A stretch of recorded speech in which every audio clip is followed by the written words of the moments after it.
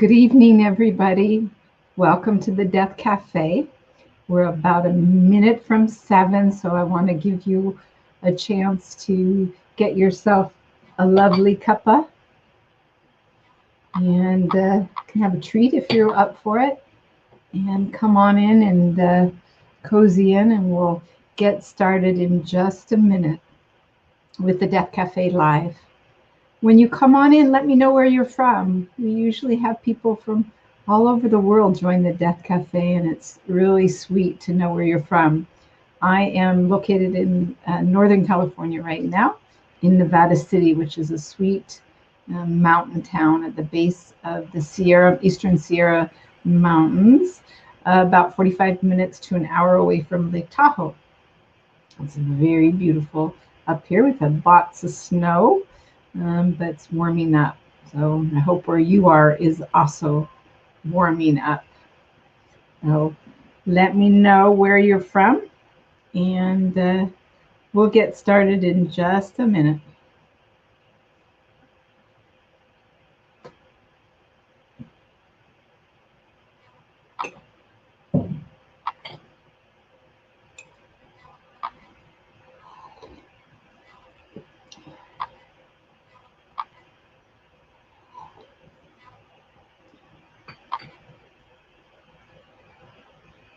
Great.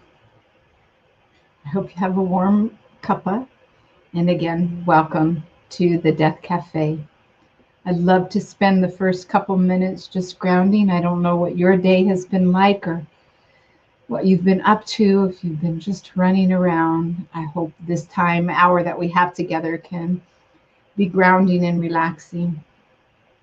So if it feels right to you, go ahead and gently close your eyes.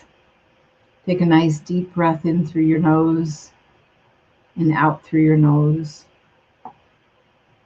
Gently and deliberately direct your awareness to your breath and your body sensations. Start with your feet.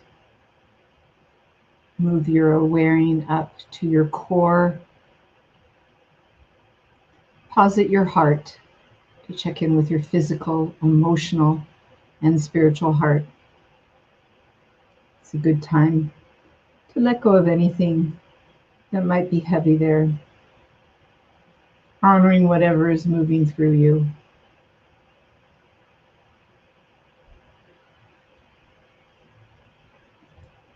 Bring your awareness to your head and the back of the neck, and allow any tension to just melt away with your exhalation. Connect with the overall flow of your air, any lightening in your body, any heaviness in your body, sounds, and different temperature sensations, all being the witness of your own experience. Nothing you need to do, nowhere you need to go, just tuning in. Create a gentle, accepting, and non-judgmental and grateful atmosphere for yourself and within yourself. May you stay open to the roots of the unexamined assumptions and beliefs, remaining open to the possibility in healing, growth, depth, and peace. And when you feel ready, go ahead and allow your eyes to gently open and let us to return together in community. Wonderful. So if you've tuned in since we started, please let me know in the chat where you're from and your name, so we can stay as close as we possibly can through a live presentation. You know, we're very lucky and fortunate to have this technology. It's harder to be together right now as we're working through COVID, but this is the next best thing. So send me a little note if you would. For those of you that are new to the Death Cafe, I'd like to share a little bit about what a Death Cafe is. The phrase Death Café identifies both the movement and the individual gathering that occur as part of the movement. Like tonight, we're having an individual gathering. The movement began in Switzerland when a gentleman by the name of Bernard Kreatz held his first Café Mortel in 2004. Later, there was a British web designer, John Underwood, who was inspired to host a Death Café gathering at his home in London in 2011. I've had the honor of hosting Death Cafés for the last 8 years, and every cafe is so different. It's just an incredible honor. Today, as of today, because I looked up the statistics, there's over 12,109 Death Cafés in 75 different countries. So that's kind of huge. Death Café events are always offered as a non-profit basis in an accessible, respectful, and confidential space. There's no intention of leading people to any conclusions. There's no products being sold, course of action. And when we do live, we have a little nutrition and to share with you all. So I hope you have a cuppa by your side with you. The overall objective of the Death Café gathering is to increase awareness of death with a view to help people make the most of their finite life. That accepting the finiteness of life allows us to be more fully alive, discarding the external roles and petty concerns that are essentially meaningless. It brings meaning to our life, thus allowing the space and an incentive to focus on what is truly important and meaningful. And that's what this intention is. I started the Death Café through the HeartWay many years ago because I wanted to have a place where people could have a conversation, a safe place. There's not many kitchen tables where we discuss death, unless you're at my house. But it's hard, it's difficult, it's scary, especially in a culture that doesn't support that conversation. And yet, it's interesting. We plan for our babies, we plan for our weddings, we plan for major events in our life, and we plan least for death. And death can be riddled with so much emotions and so much challenges for ourselves and our loved ones that taking a little time to have the conversations, to do some planning, really can help to create a more peaceful end of life for those that are dying and their loved ones. People choose to take part in the Death Café gathering for many different reasons, but it's worth noting that the Death Café movement has arisen spontaneously. It appears to be meeting a felt need. That's probably why we continue to do it. And it demonstrates that at least some people in our society and elsewhere are willing and able to talk openly about death-related subjects and find great value and meaning from these conversations.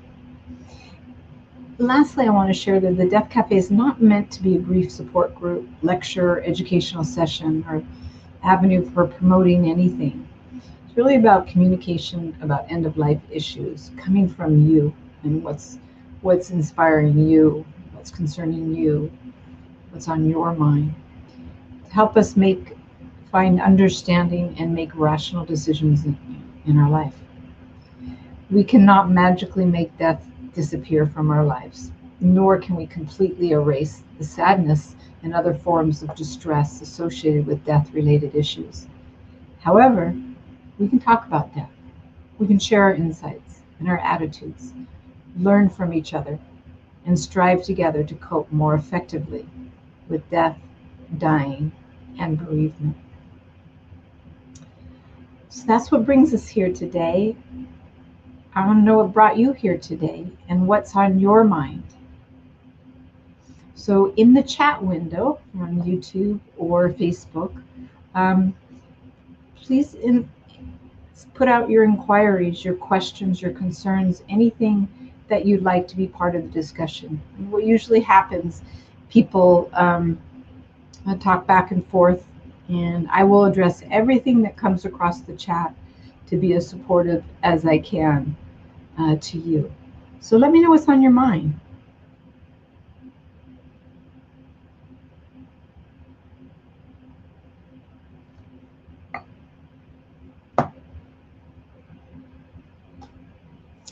Welcome, everybody. Hi, Donna Marie and Leslie from Markham near Toronto, Mike from the UK, the Break family. Oh, lovely to have you here. Just seeing the feed now. Evergreen, Colorado, lovely. And Nevada City, Carl, welcome. Browns Valley, California, and from Kalamazoo, Michigan, wonderful. And from Nova Scotia, Canada.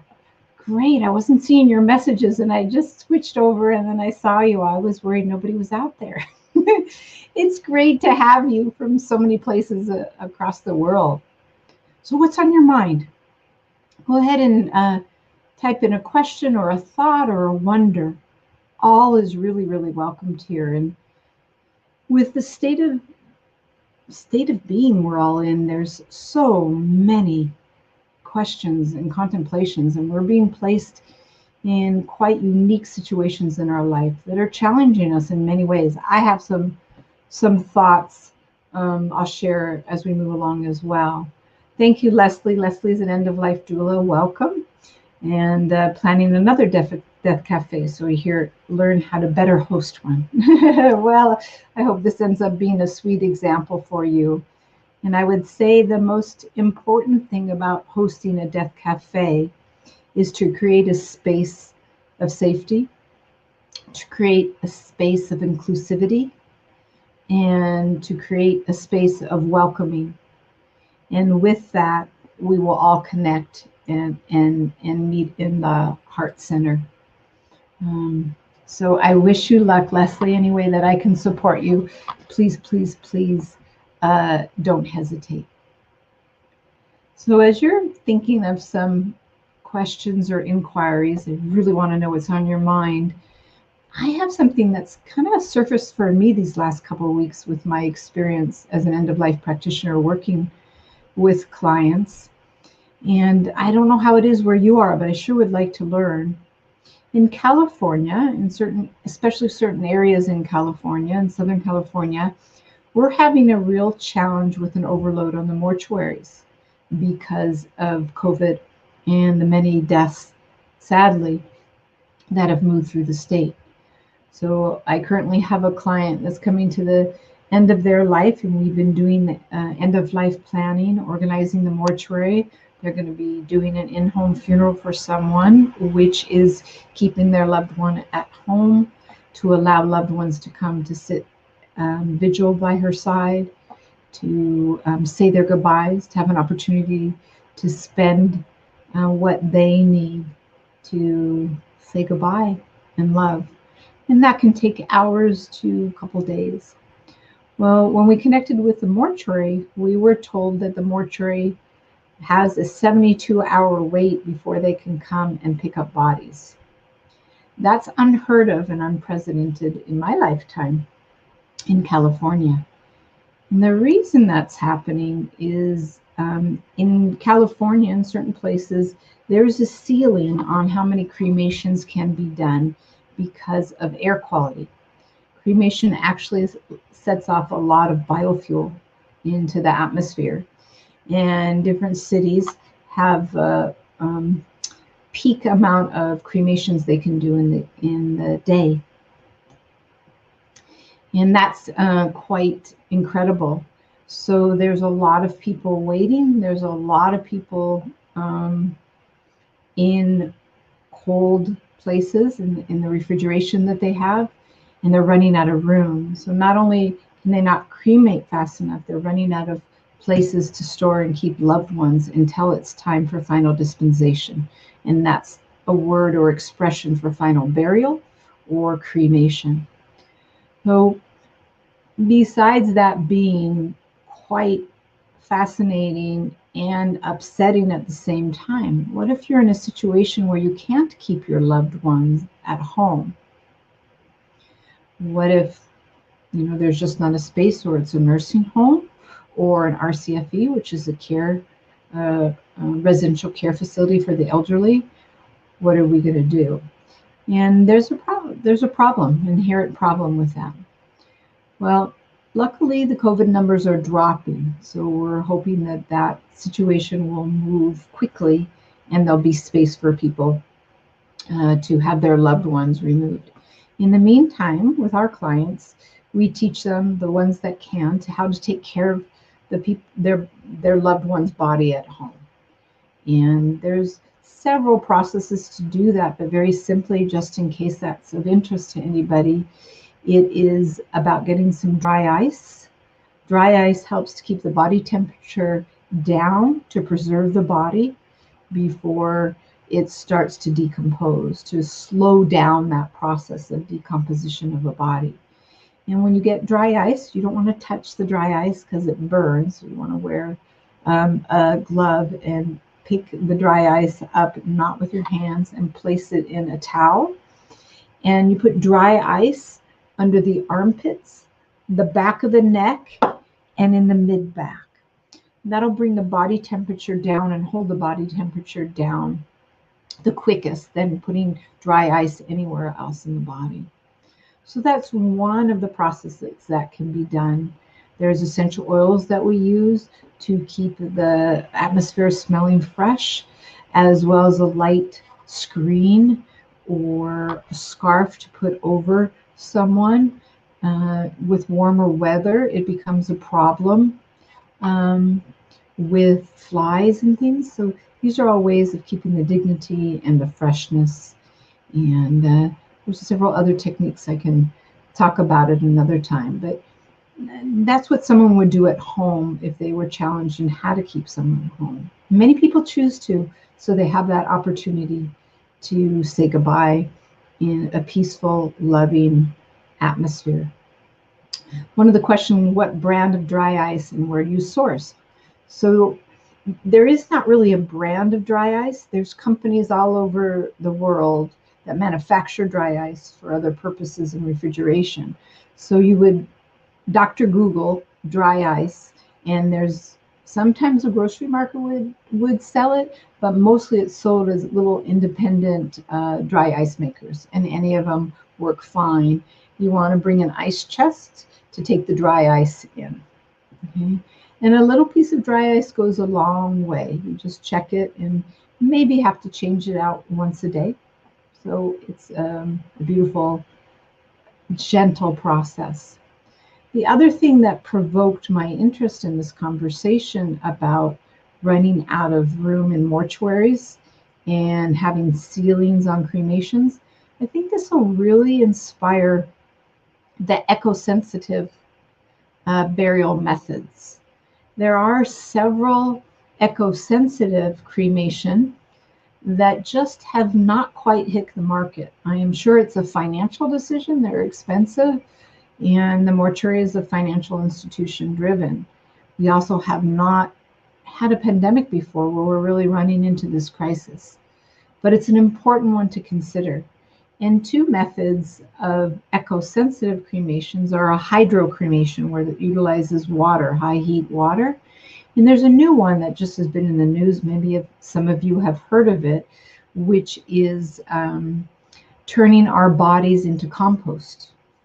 And the crematorium, or the system where people are being composted, their bodies, uses a lot less biofuel in its process of breaking down the body.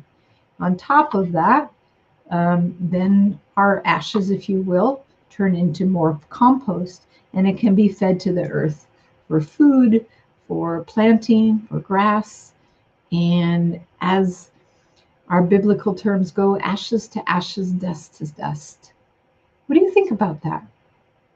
How does that land for you to think about being composted? I'm not sure about that myself, but I like that process. I think what comes to mind is to even think of our bodies as compost, as a waste, how that affects our thoughts and our feelings. Some of us might be easier than others. I can still associate pain with my body, even though after I die, I know there will be no pain. So, how do you want to be buried or cremated? And do you have any thoughts on what I shared?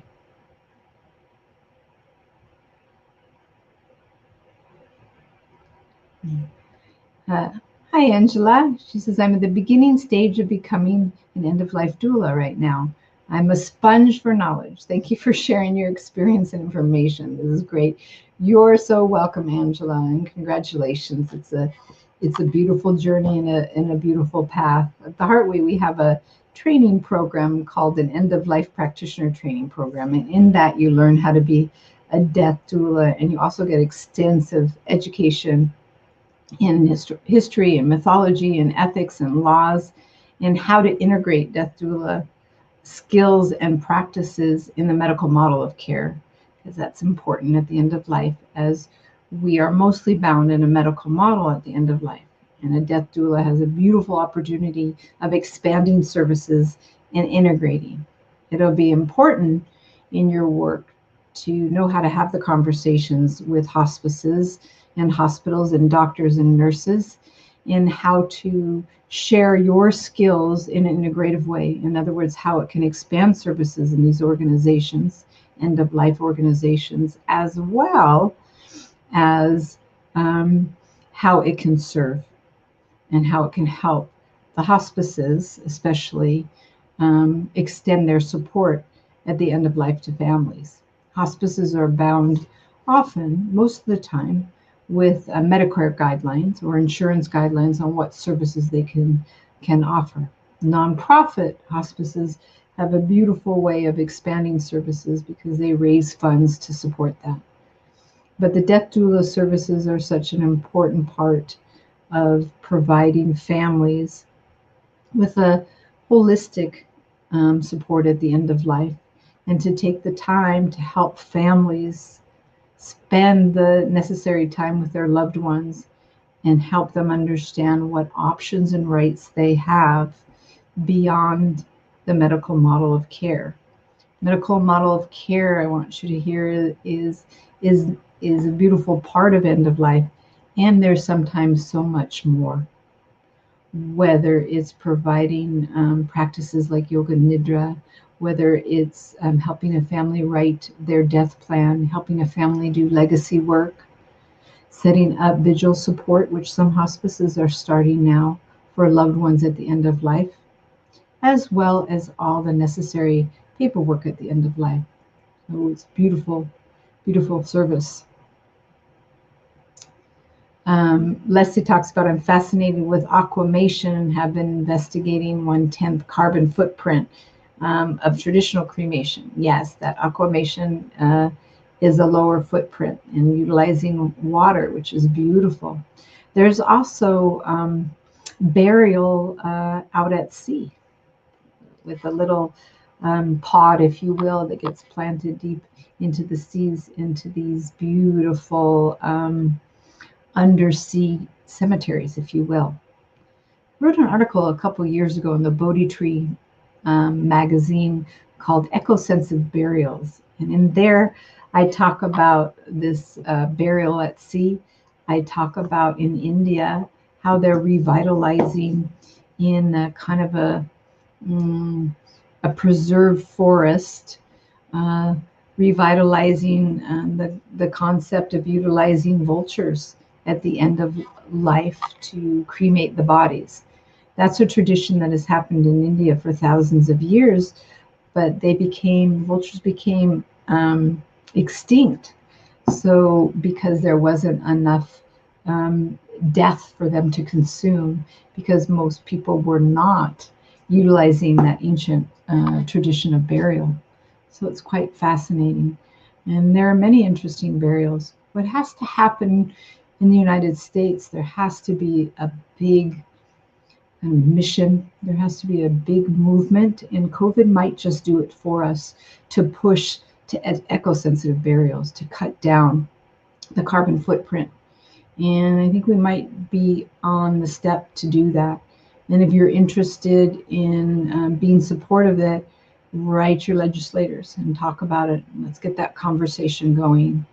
I think it's an important and necessary future for the mortuary industry, especially as our culture ages, and especially as more people are coming into their elder years, and we'll have more need for ecosensitive burial as we support our ecology. So I think we're heading that way, and I'm hoping that COVID has jump started it. In California, we currently don't have a hydrocremation facility available, and there are only a very few green burial sites all over the country. So, and in this conversation, there's even an importance of talking about preserving the body. Do we need to embalm? And the question is no. Or I asked you the question, why do we need to embalm? We're going to be buried or cremated, and embalming preserves the body. So why do we preserve the body to be put in a casket or coffin to go underground? Nobody's going to be seeing it or witnessing it. It's kind of interesting. Embalming started actually during the war, when we lost so many, in Civil War, we lost so many soldiers, and they wanted to get the bodies back to loved ones, that they had to figure out how to preserve them. So that had a purpose many years ago. I asked and challenged us, what's the purpose of it now? And embalming fluids are highly, highly toxic, highly toxic. So it's also another way we perpetuate the denial of death. The embalming fluids to preserve the body so that we don't have to see death. And if we don't see death and don't touch death, it's harder for us to accept it. We live in an anti-aging culture. So if you're anti-aging, you're not aging, how can we die? So there's all these little myths and processes and traditions that we've accepted that may be perpetuating the fear, the denial. Death is almost invisible. You don't see death on the street. You don't see it on the street. Bodies are whisked away. So that helps to inspire our fears and make us very uncomfortable, where death is actually a natural part of this existence. We don't feel like that. It's just really scary. I want to go back and read a couple more comments. Thank you for sharing things. I'd like to have this, Becky. Hi, Becky. Thanks for chiming in. I'd like to have a green burial, and there are a few places in my state that offer that. I'd like to get my mom on board with a green burial as well. She'd currently like to be cremated. I'm 35, but feel like it might be worth reserving the space in a green burial area now, question mark. Absolutely, if you know that's what you'd like to do. I think we'll be growing green burials. I think in another 30, 40 years, we will see a major shift in burials. There'll be a lot more green burial options. There'll be a lot more processes that are green with the disposal of the body, because there's going to have to be. There's just going to have to be.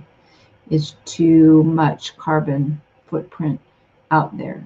And I know with COVID, sadly, the deaths have risen, and those numbers are going to be compounded in the next 20 years as we age. So if you know how you'd like to be buried and you have that opportunity to reserve that for yourself, it's a beautiful thing for you. You know you have a final resting place, and that does bring peace. It brings peace into our heart. So that's beautiful.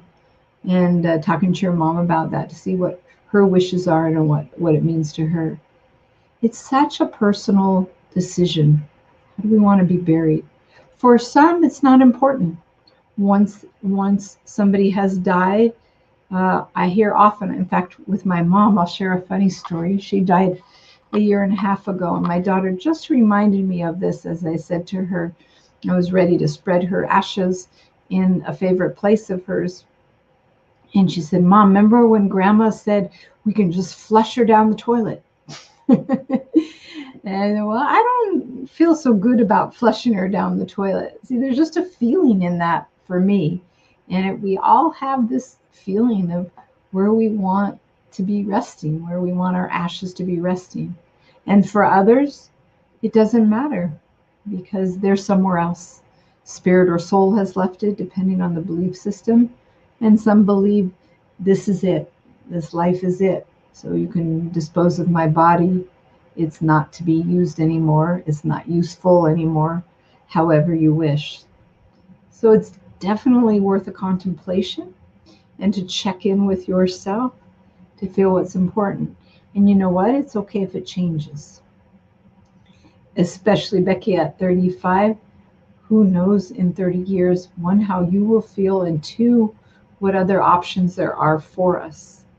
We might be out in the atmosphere. I think Mars looks like it had some room for ashes.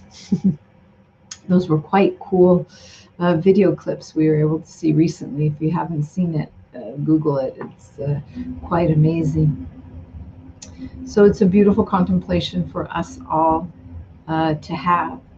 And those of you especially that are looking to be death doulas, is we have to walk the walk as much as we can.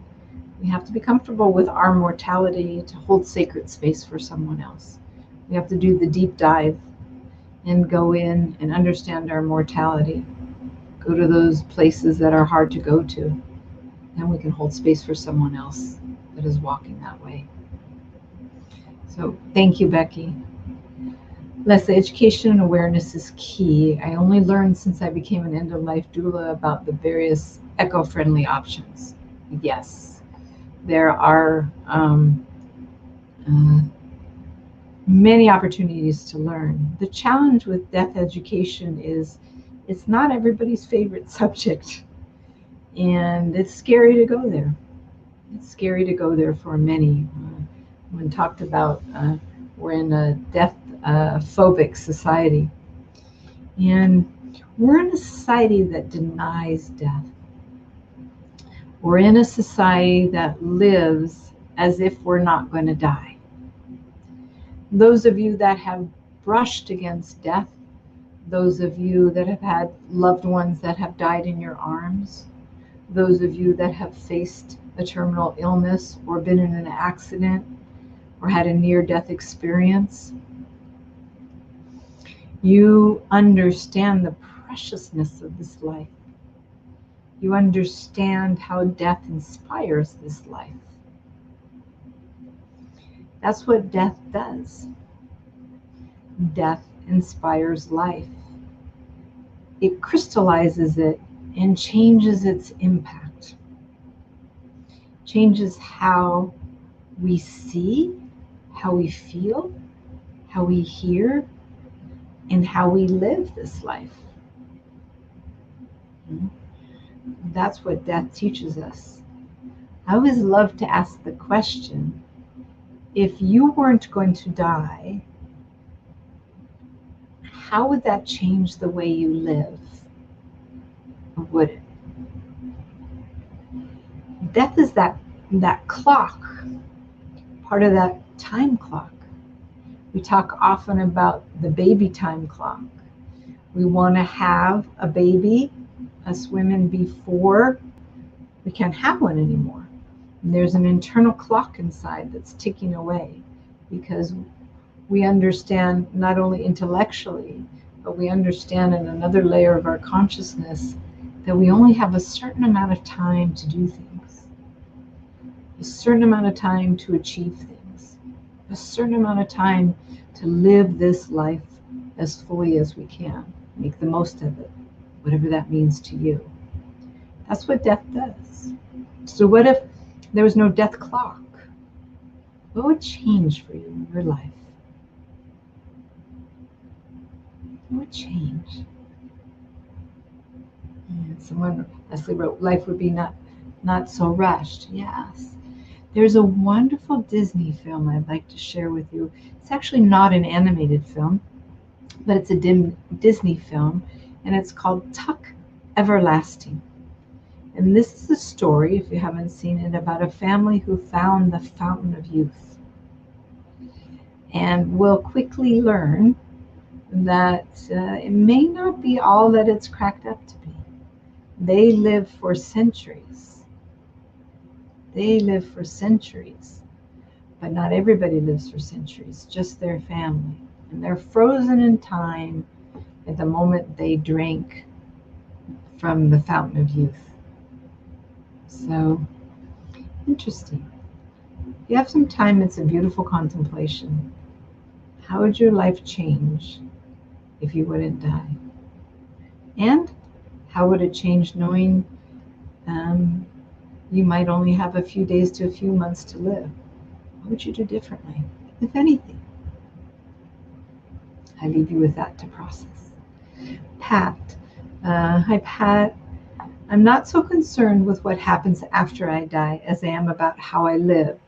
Knowing there will be death, I do not want my daughter's inheritance to be spent on a traditional funeral or burial. Thank you for sharing that. And you also bring up, Pat, something that's of utter concern for most of us at the end of life, and that is what we're going to leave our loved ones, whether it's your children or a spouse, another family member, a friend, a nonprofit, whatever it is. How it's part of our legacy. It's part of our legacy, what we leave behind. What we leave behind. And I also hear in your comment the cost of a traditional funeral or burial. It is expensive. It can be thousands and thousands of dollars, and it doesn't have to be. So that brings up a good point to share, if I might, just a couple resources you may or may not know about. So I'm putting echo-sensitive burial aside because we just don't have that yet in the cost. And the costs have not dropped down yet. But there's different organizations like the Neptune Society. There's small burial organizations and associations that come together as an organization to keep costs down on burials and cremations. So you can spend $800, $900 to $1,000, $1,200 is about the average cost of a cremation.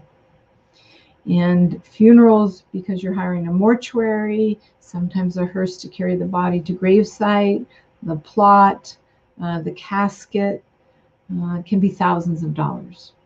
But it doesn't have to be. You can do some shopping around. If you want more information, just touch in with me at the HeartWay.org, and I'm happy to give you resources. So it doesn't have to be a major cost, and it can be. It's a very vulnerable time in our life, and some people really want to be extravagant with that. And you get to think about where your heart is and what's important. When you have a green burial, there usually is not a casket. There's a loved one is wrapped in a shroud. It can be a cardboard box that decomposes, and sometimes there's a sweetgrass weave basket as well. And there's no grave marker. Often it can be a cross for a Christian. It can be a stone, but it has to be something that's made from nature. So those costs from that standpoint are reduced. A green burial plot can be a few $1,000s as well, but you can reduce your cost in mortuaries. I also want you to know, at least in California, and I want you to check in your community, help you research that if you need, that you don't have to use a mortuary.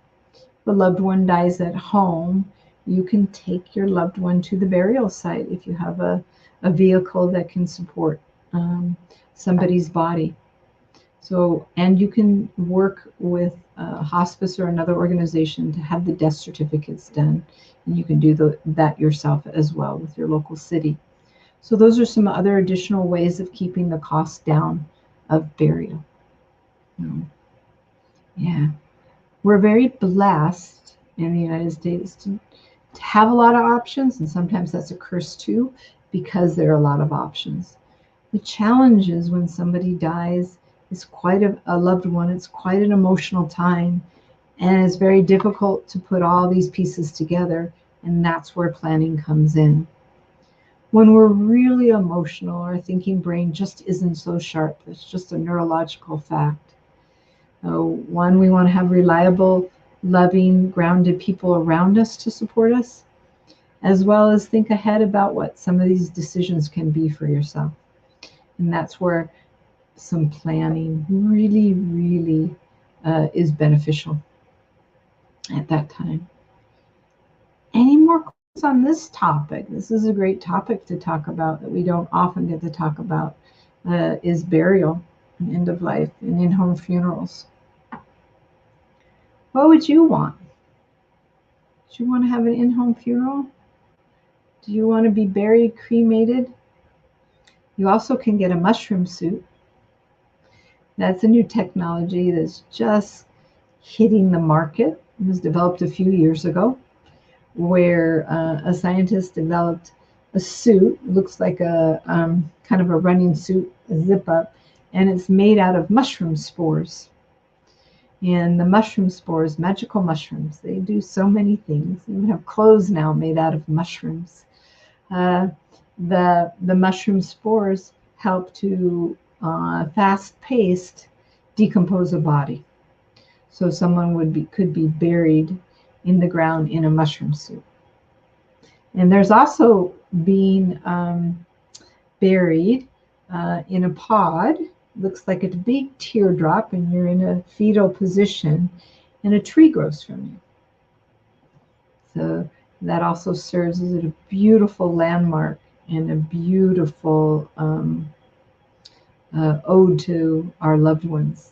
You can go visit the tree and know that their bodies helped to form this beautiful living tree or bush.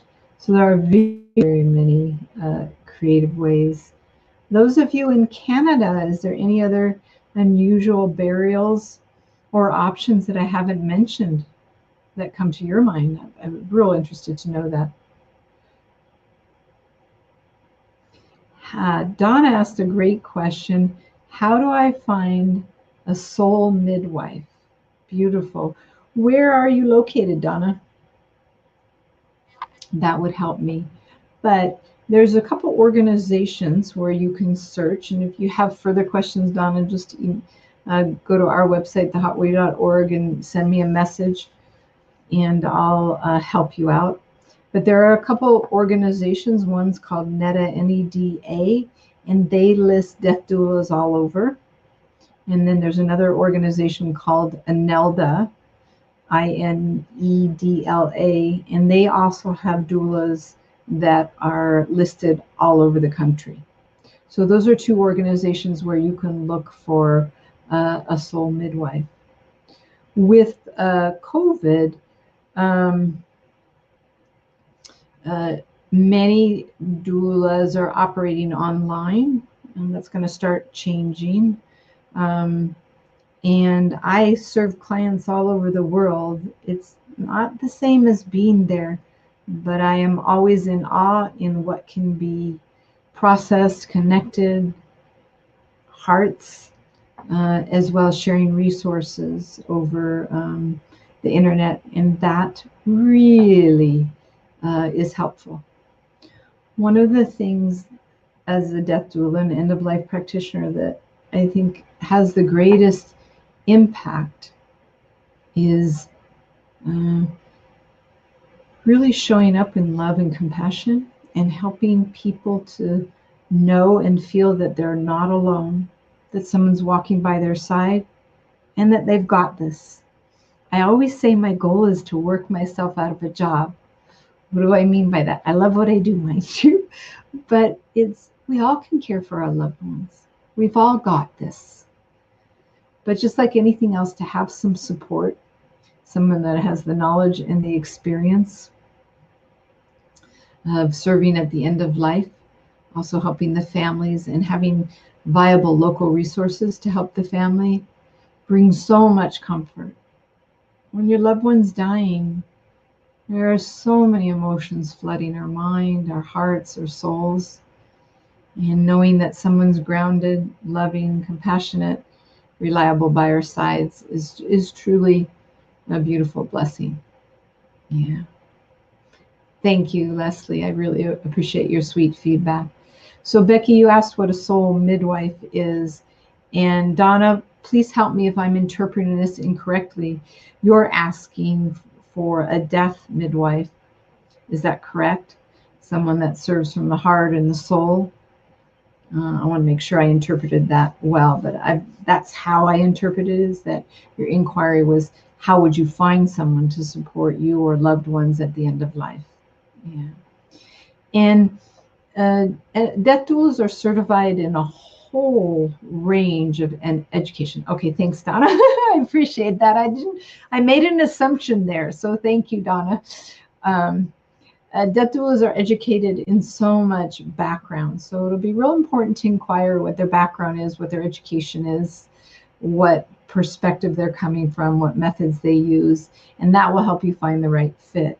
And just like with hospices, go ahead and interview a couple to see what feels right for you. Our end-of-life practitioners will be training for 6 months. They'll have practicum hours. They'll be doing role-playing. They'll be working with families and before they get their certification, because I really want them to have a background in advocacy, counseling, end-of-life care, death doula type services, as well as ministry, helping families with their burial memorial, as well as officiating services if need be. So there's a whole spectrum of services out there. So don't be shy on asking your questions. And again, don't hesitate to reach out if I can share more. Yes, I've heard that expression, soul midwife, too, Donna. I just wanted to make sure I interpreted it well. And your comment of in Ireland, they call themselves soul midwives, which is beautiful, which is a beautiful term, guiding the soul. And the doulas and the midwives have a whole spectrum of how they do their work. And for me, my work is inspired by the families and what their needs are, what their desires are, what their hopes are. I will share what's available for them, but mostly I want to hear where they're at. And there's never been in 30 years and hundreds of people that I've served the same path. Some people say we die, that we all die the same, and I don't experience that. Yes, there's a physiological response that we all go through. Eventually the heart shuts down, and that's part of how we define death, as well as the brain shutting down. But we all die uniquely in what our needs are, where we are as a human being in our development, consciously, spiritually, intellectually. And then we have our families. No one dies alone. We die in a system. Even if we don't have family and we're in a nursing home when we die, we still have all those caregivers that are part of our death system. You know, a death system is the culture that we live in. In each of our cultures, our religions, our faith, our philosophy, our loved ones, our career, our institutions that care for us at the end of life, our media, our arts, our literature, all affect how we die. All affect our philosophy on death. All affect our fear. And it takes time as an end-of-life practitioner to get some understanding of where a family is coming from and what's important to them. And I want to come in like a blank tabula rasa to take in all that they're sharing. Because my eventual goal is to meet them where they are and to support their needs. And provide some education if that's needed, of choices they may not know they're aware of. But mostly it's their loved one dying. It's their family. And how do they want to say goodbye? And how does someone want to finish their life? I'll often be asked, I don't want to talk about death, someone that's dying. And I always say, good, I don't want to talk about death either. And they always look at me like, yeah, right, you're a death doula. You want to talk about death. No, I want to talk about how you want to live until you die. Life is a process. Death is an event that happens in a moment. And we are living till we're dying. We're living till we take our last breath. That really changes the perspective, doesn't it? It really is just part of this life. It's not separate. It's not separate. Any thoughts on that? Donna shares it resonated with me as my career was an RN, lovely, with newborns. The work of birthing and the work of dying are so closely related. They absolutely are. And bless you as a nurse. Nurses are my favorite people. I've had the honor of working with them for the last 30 years, and they're so beautiful. The work they do is priceless. Many cultures look at death as another birthing into another life. Those, of course, traditions, Eastern traditions that believe in reincarnation, birthing into another life, birthing into something else if it's not another life. And I remember once I had to perform CPR on someone, and he died while I was doing CPR. His pulse stopped. He came back, luckily. But the feeling, the sensation, the emotion, the experience of his breath leaving my body and then coming back was very similar to a birthing.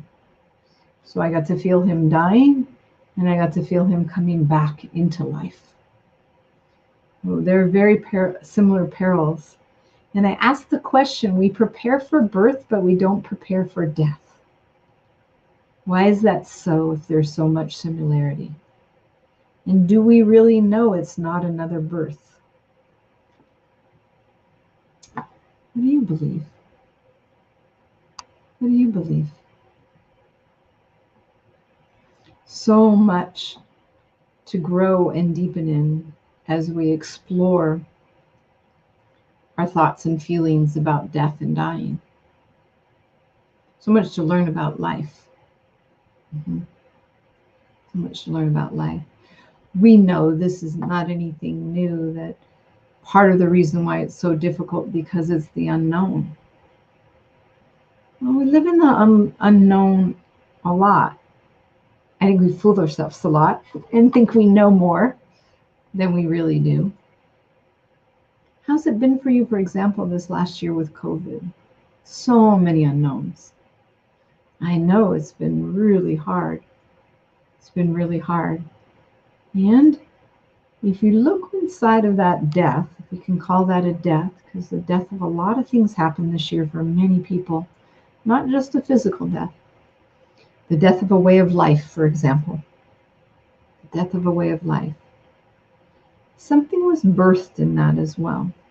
What was that for you? We had more silence.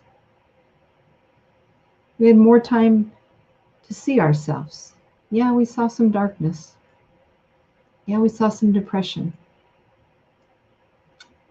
Yeah, we were stir crazy at times. But something else was more. Maybe you got to something you'd always wanted to get to in your life. Maybe you connected with someone in a new way, even if it was over Zoom. The HeartWay's just, we started a book club, which I've always wanted to do. And it's a book club. It's called The Deep Dive into the Mystic. And each of the books, no surprise, touch on death, dying, and beyond. And our first book was the Book of Two Ways. You can go on our website and see the book in the book club if you want. But and it was a wonderful book by Jodi Picoult. And it was a book about Egyptian mythology. It was a book about, she was a death doula in the book. So the death doulas out there, I highly suggest you read that book. And it was a love story. And the Book of Two Ways is an Egyptian mythology book of the guide to the underworld, if you will, that were buried in the tombs and hieroglyphed on to the tombs of ancient Egypt. So when there's a death, there's a birth. So what got birthed? And in this book club, we had people from all over the country and some from Canada as well. And it was amazing, the connection, amazing the depth of conversation, the tears, the laughter that we're able to do on Zoom. That wouldn't have happened probably. I would have had a couple local book clubs in Northern and Southern California. So something gets birthed with a death. What was that for you? Can you find that? And why is that not going to be different when we die, when we physically die? Beautiful things to process. Difficult though. Nicole, thank you for sharing. Each death doula is unique with different strengths and resources. Yes, we are led by the needs and desires of each family and bringing a basic foundation of knowledge and ability to stretch skill sets to help families create a great life experience while being ushered to the next place and experience. Beautifully said, Nicole, and so true. And that's why I encourage you, if you're going to be working with an end-of-life practitioner or death doula, to spend some time getting to know them, seeing who they are, what resources they have, and how the fit is. It's very, very, very personal. It's a very, very intimate time of life. It's one of the things that always keeps me in awe, is the intimacy. The veils are down, the shields are down, the masks have been taken off at the end of life. We don't usually have the energy or the ability to hold those masks up, hold that mask up. So we become closer to our true nature, come closer to who we are without some of those protectors. We're vulnerable. And in that vulnerability is a precious innocence and precious intimacy that's to be cherished and held. In that bonds grow, in that love blossoms. And those of you that are death doulas and those of you that are interested in becoming one or working with them, that's one of the sacredness of this work. And those of you that have been with loved ones that have died, you may have your own experience of what I'm expressing here. For me, there's nothing like it in life. And death is difficult. Death is messy. Death is hard. And it's also beautiful. It's also intimate. It's also awe-inspiring. It's a complex that I couldn't put in a few words.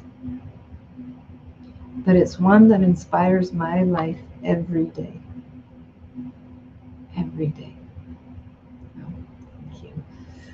Carl asked, are you still doing the book club? How might I become a part of it? So yes, we're in between books. We have a new book club starting March 9th. Go on to the HeartWay.org or our Facebook page and you'll see more information on the book club. And we still have room. Last time we had 30 people signed up and had a rolling amount of people each week. So, and you can also email us. My beautiful assistant Christine just put up an email for you to email if you want more information. So feel free. Thank you. Yeah. Donna said she just got the book Death is But a Dream by Christopher Keir. That's a great book, and maybe it'll be a book club book in the future. Beautiful. There's so many books out there. Where do you reach out to get comfort on death for yourself? Do you have conversations with people? You come to a death cafe for sure. So I hope you have found some comfort, some knowledge in tonight. Death Cafe is really all about you. I feel very honored to facilitate it, and thank you all so much for participating. We're over our hour already, and it always goes fast. Each Death Cafe is different. We do 2 a month, and you're welcome to join in. They're community services. Death Cafe Live, YouTube and Facebook is the last Wednesday of every month at 7 p.m. And then I have a small intimate group. This video goes viral and lots of people see this one, but I have a small intimate group on Zoom that you also can join, and that's the last Monday of every month. And you can find all that information out again on the website or Facebook. So I just want to say in closing, thank you from the bottom of my heart for being here, for being you, for sharing your heart and thoughts. And may you find comfort and peace in these sharings. May you know that you're loved. May you know that there are touchstones out there for you to answer your questions or concerns.